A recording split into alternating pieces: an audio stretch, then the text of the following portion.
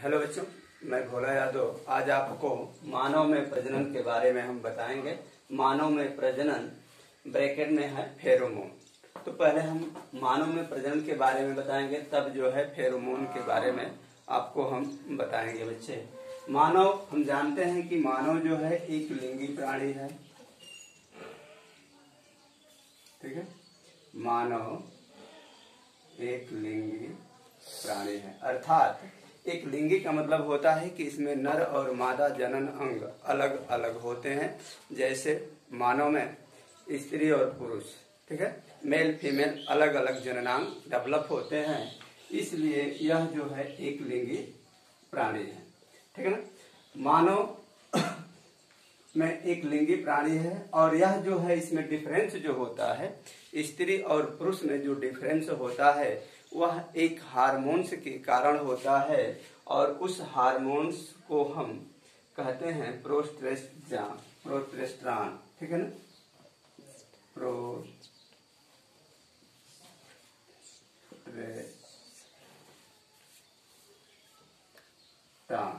ठीक है ना बच्चे। ये प्रोस्टेस्ट्रॉन जो है एक हार्मोन्स है और यह ग्रंथि है और इस ग्रंथि से दो तरह के हार्मोन्स का स्राव होता है। ठीक है ना, पहला होता है एंड्रोजन और दूसरा होता है ईस्ट्रोजन। ठीक है, इसे हम कहते हैं नर हार्मोन्स और इसको कहते हैं मादा हार्मोन्स। ठीक है बच्चे, ये प्रोजेस्टेरॉन से जो दो तरह के हार्मोन्स का स्राव होता है, एंड्रोजन और एस्ट्रोजन। एंड्रोजन जो होता है नर हार्मोन्स होता है और इसी हार्मोन्स के कारण नर में जो है दाढ़ी, मूछ,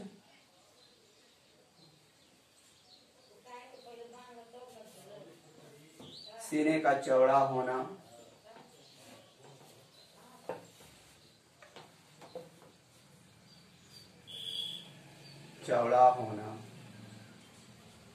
आवाज का भारी होना,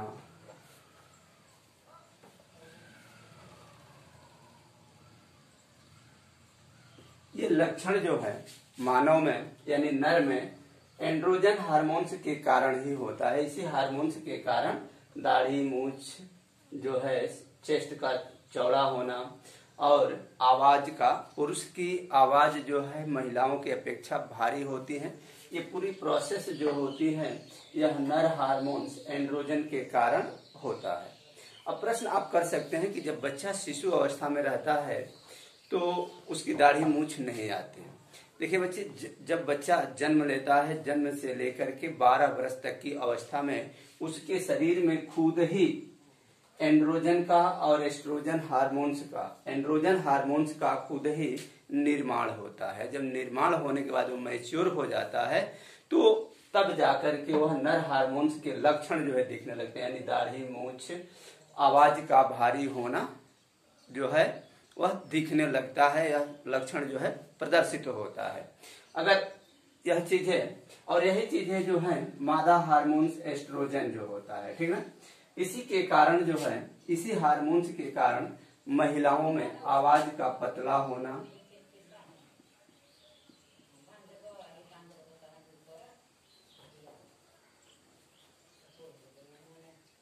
स्तन ग्रंथ,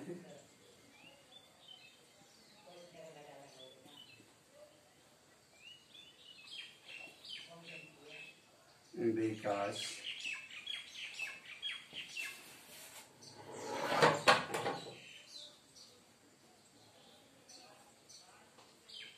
ये आदि लक्षण जो है इस हार्मोन्स के कारण जो है डेवलप होता है, विकसित होता है। अगर देखिए बच्चे, जब तक वह प्राथमिक बेस में होता है यानी जन्म से लेकर के और 12 वर्ष की कम अवस्था में होते हैं, तब तक लड़के और लड़कियों में कोई डिफरेंस नहीं होता। ठीक है ना, अगर उनको एक तरह का यूनिफॉर्म पहना दिया जाए, बार और सब एक तरह से कर दिया जाए, तो बहुत कम ही लोग डिफरेंस समझ पाएंगे 5 या 7 वर्ष 8 वर्ष के बच्चों में कि ये लड़का है कि लड़की है। ठीक है। यानी उनमें जो डिफरेंस होता है वह इसी एंड्रोजन और एस्ट्रोजन हार्मोन्स के कारण होता है, ठीक है। और यहीं से जो है नर हार्मोन्स, नर जनन अंग का विकास हो जाता है इसके कारण, और एस्ट्रोजन के कारण जो है मादा जनन अंग का विकास होता है, ठीक ना। नर जनन अंग का किसी कारण, एस्ट्रोजन एंड्रोजन के कारण, और मादा जनन अंग का विकास एस्ट्रोजन के कारण होता है। अब एक चीज बताएंगे बच्चे, अब यह चीज है तो ये बात है, ये फेरोमोन शब्द आ रहा है, ठीक है ना। फेरोमोन है क्या, इसके बारे में हम बता रहे हैं।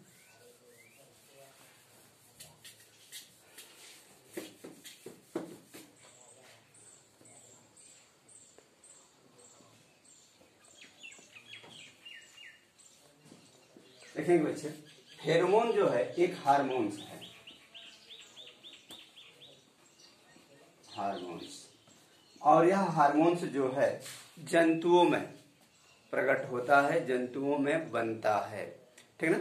और यह हार्मोन्स का जब सिक्रीशन होता है तो यह फीमेल के बॉडी से, यानी मादा के बॉडी से इसका सिक्रीशन होता है, और यह सिक्रीशन जो है मेल को, नर को अपने तरफ अट्रैक्टिव करता है, आकर्षित करता है, ठीक ना।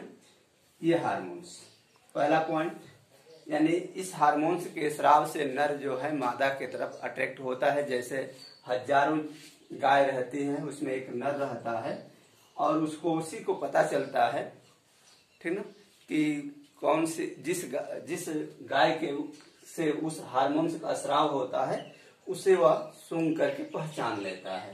दूसरी चीजें हैं इसमें कि जैसे चींटियां हैं, चींटी जो है एक लाइन से, कतार से चलती है ऐसे एकदम, ठीक ना।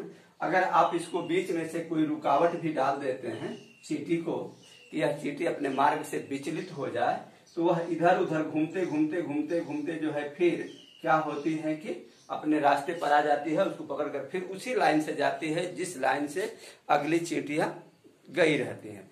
कारण यह होता है कि जब वो चींटियां चलती हैं आगे वाली, तो वह फेरोमोन का सिक्रीशन करती हैं, स्राव करती हैं, और वह छोड़ती जाती हैं, और उसी गंध को सूंघ करके, उसी गंध के सहारे जो है पीछे की चींटियां जो है उसी लाइन से चलती जाती हैं। अगर उनके रास्ते में तमाम व्यवधान भी आप डाल दें, अगर वो जीवित रहेंगी तो किसी तरह से घूमते घूमते घूमते घूमते उस रास्ते पर आएंगे और फिर सूंघते हुए उस रास्ते से चली जाती हैं। यानी चींटियां जो है एक कतार में इसलिए चलती है कि उनके बॉडी से फेरोमोन हार्मोन्स का स्राव होता है, जिसकी गंध से वह एक लाइन से चलती हैं। दूसरी पॉइंट है मधुमक्खी।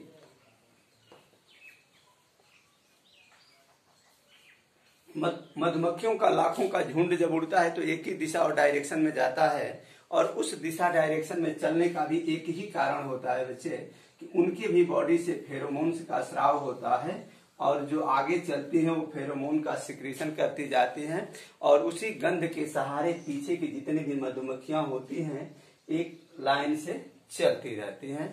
तो ये फेरोमोन का मेन रोल होता है, ये जंतुओं में उत्पन्न होता है। बच्चे इस वीडियो को अगर देखिए अगर और देखने के बाद लाइक करें, सब्सक्राइब करें और कमेंट जरूर करें, ठीक है ना। कमेंट बॉक्स में आप जो भी लिखें, गुड, नाइस, ब्यूटीफुल, ठीक है ना, या जो भी आपको आवश्यकता हो पढ़ने में, जो शब्द इसमें समझ में ना आए हों उन पे कमेंट करें, ताकि मैं आपकी बात की भावनाओं को समझ सकें और अगली वीडियो आपको फिर हम ऐसे डाल सकें।